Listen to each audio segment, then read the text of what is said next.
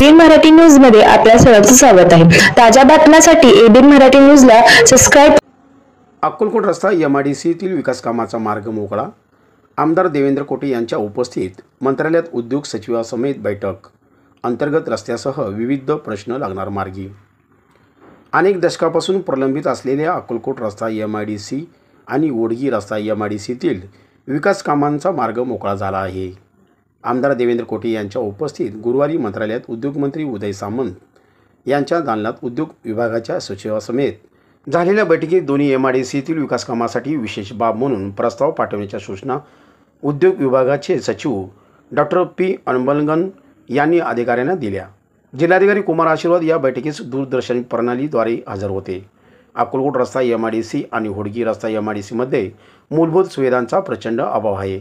अक्कलकोट रस्ता एमआयडीसी 1992 साली सोलापूर महापालिकेकडे हस्तांतरित झाल्यानंतर एमआयडीसीमधील विकास कामांना निधी देण्यास राज्य शासनाला तांत्रिक अडचणी येत आहेत। गेल्या अनेक वर्षापासून येथील उद्योजक आणि कामगारांना तसेच नागरिकांना रस्ते, पथदिवे आणि अन्य सुविधांच्या अभावामुळे त्रासाला सामोरे जावे लागत आहे।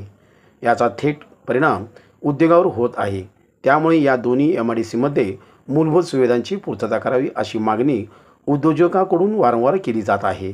सोलापूर महापालिकेची आर्थिक स्थिती पाहता एमआयडीसीतील मूलभूत सुविधांसाठी शासनाचा निधी मिळणे आवश्यक आहे।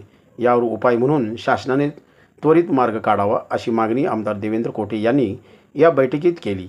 या प्रसंगी श्री स्वामी समर्थांचे कृपा वस्त्र आणि पुष्पगुच्छ देऊन उद्योग विभागाचे सचिव डॉक्टर पी अन्बलगन यांचा सत्कार आमदार देवेंद्र कोटे यांच्या हस्ते करण्यात आला। यावेळी यंत्रमागधारक संघाचे अध्यक्ष पेंटप्पा गड्डम, चेंबर ऑफ कॉमर्सचे अध्यक्ष राजू राठी, मल्लिकार्जुन कमटम व सिद्धेश्वर कमटम आदी उपस्थित होते।